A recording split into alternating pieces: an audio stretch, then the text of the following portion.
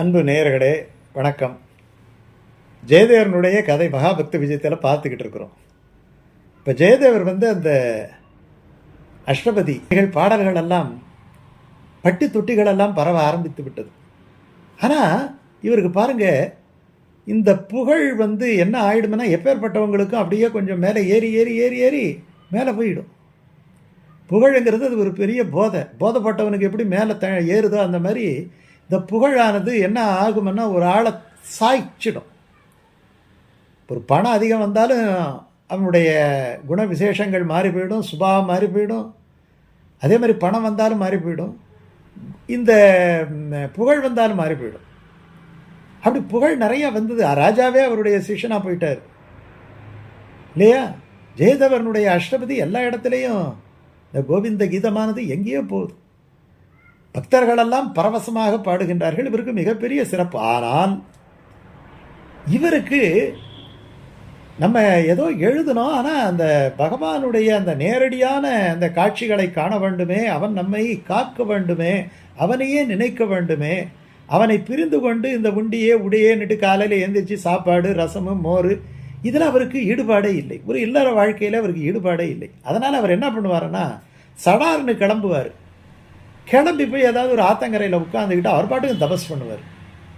இந்த பத்மாவதிக்கு அவருக்கு ரொம்ப துக்கமாக போயிடுச்சு. அந்த அம்மாவுக்கு, ஐயோ நம்ம கணவனார் நம்ம விட்டு பிரிஞ்சிடுவாரோ அப்படிங்கிற பயம் வந்துடுச்சு. ஏன்னா இந்த ஆன்மீகத்தில் ஒரு பரவச நிலை, ஒரு நிலைக்கு மேலே போகின்றவர்களுக்கு குடும்ப நிலையில் பற்று இருக்காது என்று அவர்கள் நினைத்து கொண்டு இதுக்கு எதிரும் புதிருமாக வேலை செய்ய ஆரம்பிச்சிடுவாங்க.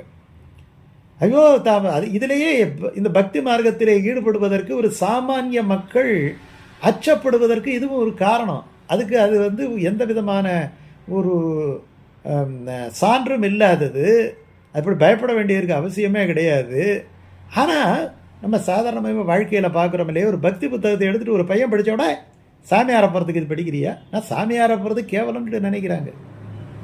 அது ஒரு பக்குவ நிலை, அது ஒரு நிலை. அது சாமியாரை போகிறதுக்கு ஏன்னா இதை படித்தாலே அவன் வாழ்க்கையில் வேறு எதுக்கும் உபயோகப்பட மாட்டான் என்கிற மாதிரி நினச்சிட்றாங்க. ஒரு 2 பாசனம் அந்த நேரத்தில் நீ 2 மேத்ஸ் போடலாம், நீ எழுதலாம், அவர் பயாலஜி படிக்கலாம், நாளைக்கு MBBS ஆகலாம், டாக்டர் ஆகலாம், எல்லாம் ஆகலாம். சரி, அதுக்கப்புறம் என்ன பண்ண போகிறோம்?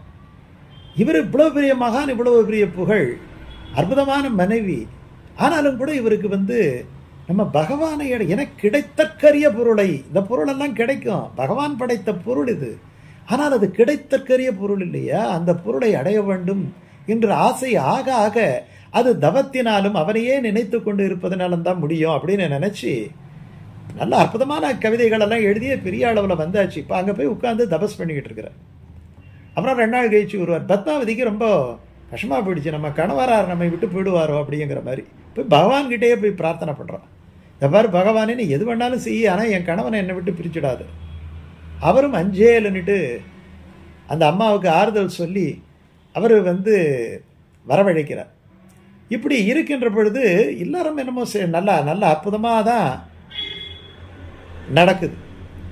அப்போது இந்த இவருடைய ஊருக்கு பக்கத்து ஊரில் ஒரு பெரிய வியாபாரி, கோட்டீஸ்வரன், பகவந்தாஸ்ன்னுட்டு அவருக்கு பேர்.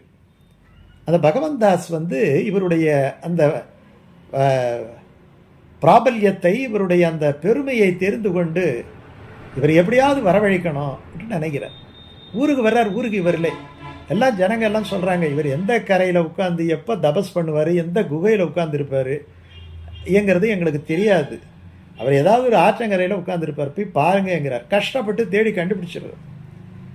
கண்டுபிடிச்சி அவரை பார்த்தவொடனே இவர் தான் நம்ம தேடி வந்த சரியான ஆள். யாரோ அவர் பெரிய வியாபாரி, ஒரு கோட்டீஸ்வரன். அந்த கோட்டீஸ்வரனுக்கு அவர் சொல்றார். அப்படியே போய் அந்த கோடீஸ்வரன் நிற்கிறான். இவர் அந்த சமாதி அப்படின்னு சொல்லக்கூடிய அந்த மெடிடேஷனில் அவர் ஆழ்ந்து இருக்கக்கூடிய நிலையை பார்த்து ரசித்து கொண்டே அவர் எப்பொழுது கண்பிடிப்பார் என்று பார்த்து அங்கேயே கைகூப்பி நின்று கொண்டிருக்கிறான். கொஞ்ச நேரம் கழித்து அவர் அந்த நிஷ்டை கலைஞ்சி பார்க்குறார். எதிர்க்கவே நிற்கிறான். என்ன காரணங்கிறார். எனக்கு நீங்கள் நல்வார்த்தைகளை அருள வேண்டும், என்னுடைய இல்லத்துக்கு நீங்கள் வர வேண்டும், என்னுடைய பூஜையை ஏற்றுக்கொள்ள வேண்டும் என்று ரொம்ப வினயமாக சொன்னவனே 4 நல்ல விஷயத்தை கேட்கறதுக்கு ஒருத்தவன் பிரியப்படுறான்னுட்டா ஒரு மகான் போகாமல் இருப்பாரா? சில பேர் கேட்பாங்க, நீ ஏன் கேட்குற, நீ என்னத்துக்கு அப்படின்ட்டு. அதுலேயே 2 விதமாக இருக்குது. ஒரு கருணாமாத்திர ஆச்சாரியர்கள் இருக்கிற கருணையை தவிர வேறு ஒன்றும் கிடையாது. அள்ளி அள்ளி கொடுத்துக்கிட்டே இருப்பாங்க. அந்த மாதிரி இவர். அதனால் அவர் தேர்லேயே அழிச்சிட்டு போயிட்டு அவர் வீட்டில் போய் எல்லாம் பூஜைகளெல்லாம் பண்ணி அவருக்கு உபதேசங்களெல்லாம் பண்ணி நல்லா அற்புதமாக அங்கே பஜனைகளெல்லாம் செய்து இவருக்கு ரொம்ப பிடிச்சிடுது பகவான் தாஸுக்கு. அப்புறம் அப்படியே அரண்மனை இருக்கும் பொழுது அவர் கேட்குறாரு என்ன ஏது அப்படின்னு கேட்கும் பொழுது இவருக்கு ஒரு திரும்ப வீட்டுக்கு போகணும் இல்லையா, அப்போ சம்பாவனையாக 1000 வராகன் கொடுக்குறாரு. அப்புறம் அவங்க துணைவியார் பத்மாவதிக்கு விலை உயர்ந்த பட்டு பீதாம்பரங்கள், சேலைகள், இதெல்லாம் மாதிரி இருக்கக்கூடிய ஆடை அணிகலன்கள் எல்லாவற்றையும் தந்து தன்னுடைய ஆளை அழைத்து இவரை கொண்டு போய் தேர்லையே இவருடைய ஊருக்கு கொண்டு போய் விட்டுட்டு வாங்கிறார். அந்த தேரில் இவர் எல்லாத்தையும் வச்சுக்கிட்டு தேரில் பகவத் சிந்தனையோடு போகிறார். இருட்டு போச்சு. நடுவில் ஒரு மிகப்பெரிய காடு. இந்த காட்டினுடைய நடுவிலே தேர் வருகின்ற பொழுது திடீரென்று ஒரு பெரிய ஓசை. அந்த குதிரைகளெல்லாம் மிரளுகின்றன. இந்த ஓட்டுற சாரதிக்கு தெரிந்து விட்டது இது ஏதோ ஒரு விபரீதம் இருக்குது, யாரோ நம்மளை வழிமறிக்கிறாங்க. ஏன்னா அந்த காலத்தில் வனாந்தரத்தில் கொள்ளையர்கள் அதிகம், வழிப்பறி கொள்ளையர்கள். அவனுக்கு தெரிஞ்ச உடனே அவன் என்ன பண்ணுறான், இந்த மகானை காப்பாற்ற வேண்டியவன் அந்த குதிரையினுடைய அந்த கயிறெல்லாம் தூக்கி போட்டுட்டு அவன் இறங்கி தப்பிச்சு ஓட்டமாக ஓடிடுவான். இவரையும் சொல்லிடுறான், நீங்களும் ஓடிடுங்க, இந்த குதிரை கொள்ளையர்களெல்லாம் வருகிறார்கள், உயிருக்கு ஆபத்துங்கிற. சரி, அவன் பொருளை தானே எடுத்துக்க போகிறான்னுட்டு இவர் தேர்லேருந்து அவர் பாட்டு அவர் கீழே இறங்கி அவர் பகவான் நாமா சொல்லிக்கிட்டே நடந்து போகிறார். அவன் ஓடிவிட்டான். இப்போ இந்த கொள்ளையர்கள் இந்த பொருள் பொன் இதெல்லாம் பார்த்த உடனே அதை எடுத்துக்கிறதுக்கு பதிலாக என்ன நினைக்கிறாங்க, இவர் போகிறாரே, இவர் இதை விட்டுட்டு போகிறாருன்னா ஊருக்கு போய் ஆட்களை எல்லாம் திரட்டுவதற்கு போகிறார் போல இருக்குது, அதனால் இவரை விடக்கூடாது, இவர் ஊரில் போய் சொல்லிட்டாரான்னா நமக்கு ஆபத்தாக போயிடும்னுட்டு இவங்க அந்த பொன் பொருளை அப்படியே வைத்து விட்டு பிறகு எடுத்துக்கொள்ளலாம் என்று நினைத்து கொண்டு நேராக அவர்கிட்ட போயிட்டு அவரை சுற்றி வளைச்சி அவர்கிட்ட கேட்குறாங்க. அவர் நான் ஒன்றும் இல்லைப்பா, நான் பஜனை பண்ணுறேன்னு சொன்னால் கேட்கல. அதனால் அவரை என்ன பண்ணுறாங்க, அவருடைய கை கால்களை வெட்டி அவரை கொண்டு போய் ஒரு பாழுங்கணத்தில் போட்டு விட்டுறாங்க. இவர் பாழுங்கணத்தில் விழுந்ததை பற்றி கவலைப்படல, பொன்பொருள் இழந்ததை பற்றி கவலைப்படல, தன்னுடைய மனைவியை போய் பார்க்க போகிற நேரத்திலே இப்படி ஆகிவிட்டதே என்று நினைத்து வருந்தவில்லை.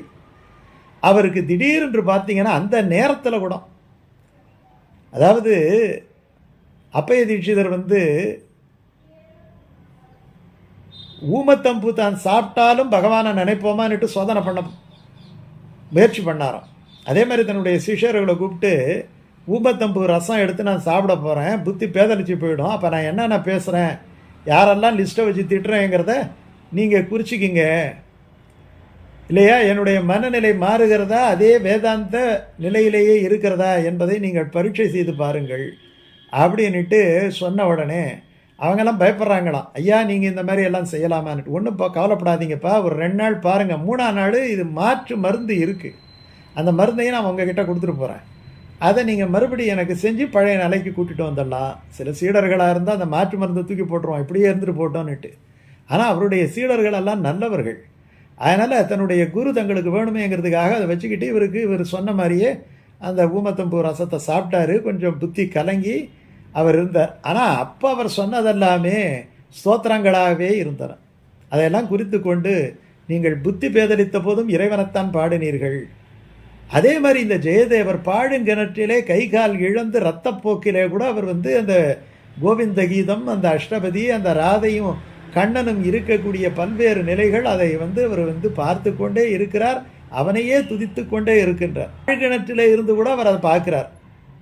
பிரளய பயோததி ஜலே ஹரே முகுந்தா கேசவாத்ருத மீன சரீரா, அந்த மச்சாவதாரத்தை சொல்றாரு. பிரளய பயோததி, அந்த பிரளய காலத்திலே பயோததி பெரிய ஒரு கடல், பார்க்கடல், பயோததினா பார்க்கடல், மிகப்பெரிய கடல் பயோததி. பிரளய பயோததி, பிரளய காலத்தினுடைய மிகப்பெரிய வெள்ளம், ஊழி வெள்ளம். ஜலே, எங்கே பார்த்தாலும் தண்ணீர். ஹரே முகுந்தா கேசவாத்ருத மீன சரீரா, ஒரு மீனவதாரம் எடுத்து அங்கேயும் இங்கேயும் துள்ளி குதித்தாரே, அதை நான் பார்த்துக்கிட்டே இருக்கிறேங்கிற. எப்போ கை கால்கள் இழந்த நிலையிலே கிணத்துக்குள்ள இருந்துக்கிட்டு, சந்தன சச்சித நீல கலேபர பீத வசன வனமாலி என்கிற. எத்தனை அழகான சந்தனத்தை பூசி இருக்கிறார், என்ன அழகான நீல வர்ணத்தவனாக ஜொலிக்கின்றாய். அந்த நீல மணிகளை எல்லாம் பதித்து இந்த பீதாம்பரங்கள் எல்லாம் உடுத்தி என்ன அற்புதமா வனமாலையை தரித்து கொண்டு இருக்கிறாயே, வனமாலி கதி சாங்கிங்கிற சொல்ற மாதிரி இதெல்லாம் பாடுற. இந்த பத்மாவதிக்கு ஒண்ணுமே புரியல. அங்க கணவனார் போய் ரொம்ப நாள் ஆச்சு. அப்ப அவங்க அப்பா வர்றாரு. அம்மா நீ ஒன்றும் கவலைப்படாதம்மா, அவர் பிரம்ம ஞானி, எங்கேயாவது ஒரு சமாதியில் அவர் உட்கார்ந்துருப்பார், அது கலைஞ்ச உடனே வந்துருவார், நீ ஒன்றும் கவலைப்படாதுன்னுட்டு அவர் பாட்டுக்கு அவர் சொல்லிட்டு அவர் போயிடுறார். இந்த அம்மா போய் பிரார்த்தனை பண்ணிக்கிட்டே இருக்கிறா, என் புருஷனை என்கிட்ட கொண்டாந்து விட்டுடு அப்படின்னுட்டு. அப்போ அந்த பகுதியை ஆண்ட மன்னன் கிரௌஞ்ச மன்னன், அந்த பகுதி இவர் இருக்கக்கூடிய அந்த ஜெகநாத கஷேத்திரம் இவருடைய ஊர், பக்கத்து ஊர், இந்த அவருக்கு வேட்டையாடுகின்ற நாள். உடனே ஒரு பெரிய பரிவாரத்தோட வேட்டைக்கு போகிறார். போகும்போது அவருக்கு தண்ணீர் தாகம் எடுக்குது, தண்ணி எங்கேயாவது இருக்கா, தீர்த்தம் எங்கேயாவது இருக்கான்னு தேட சொல்கிறார்.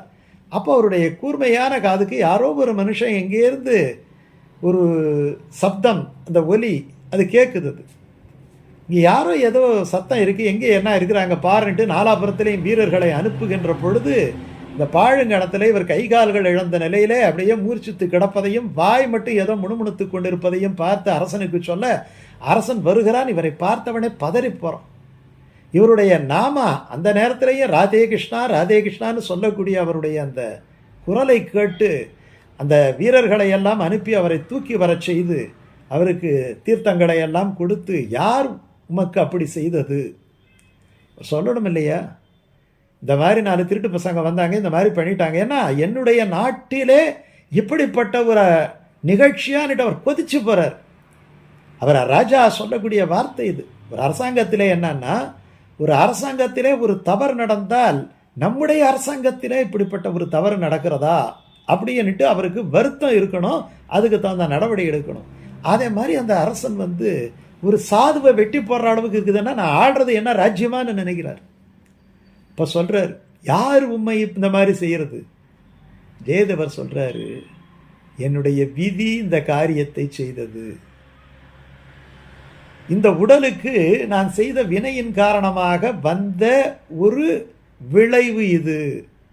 திருடன் தான் செஞ்சான்னு சொல்லல, என்னுடைய விதி, என்னுடைய கர்ம வாசனை, அதனுடைய விளைவு. எப்படி சொல்றாரு பாருங்க. இது என்னுடைய ஆன்மாவுக்கானதல்ல, இது ஒன்று உடலுக்கானது. செய்த வினையை உடல் அனுபவிக்குது. உடனே இவரை அழைச்சிட்டு போயிட்டு அரண்மனை வைத்தியர்கள் எல்லாம் பண்ணி எல்லாம் பண்ணுறாங்க. அவருக்கு அந்த இரத்த போக்கை எல்லாம் நிறுத்தி கட்டுக்கிட்டு போட்டு அவருக்கு மூலிகைகள் எல்லாம் தந்து அவரை வலியெல்லாம் குறைத்து அவரை சொஸ்தப்படுத்தி பண்ணி ராஜா அவருக்கு சேவை பண்ணுறதுலேயே போயிடுச்சு. இப்படிப்பட்ட மகானை கொண்டு போய் அப்போ அவர் சொல்கிறார் ஒரு விஷயம், என்னை நீங்கள் உங்களை மாதிரியே நான் சத்சங்கத்தில் ஈடுபடணும், எனக்கு அரசாங்கமே பிடிக்கல, அரசாங்க வேலைகள் பிடிக்கல, அதை கவனிக்க முடியல, என்னுடைய ஆத்மாவுக்கு நான். அப்போ ஜெயதேவர் சொல்றார், நீ முறையாக உன்னுடைய அரசாங்கத்தை நடத்தினால் அதுவே இறைவனுக்கு உகந்தது. நீ அதை செய், மக்களுக்கு எதெல்லாம் நன்மையை செய்ய வேண்டுமோ செய், அதன் பிறகு ஆத்ம விசாரணை தானாக உனக்கு வரும் அப்படின்ட்டு சொல்லி அவரை அனுப்புறார். அதுக்கப்புறம் அந்த அம்மா பத்மாவதி இந்த ஜெயதேவரை எப்படி கண்டுபிடிச்சாங்க, என்ன ஆச்சு, அதுக்கப்புறம் ஜெயதேவருடைய வாழ்க்கையில என்னென்ன சம்பவங்கள் எல்லாம் நடந்தது, எத்தனை ஆச்சரியமான சம்பவங்கள் எல்லாம் நடந்தது என்பதை நாம் அடுத்த பகுதியிலே பார்ப்போம்.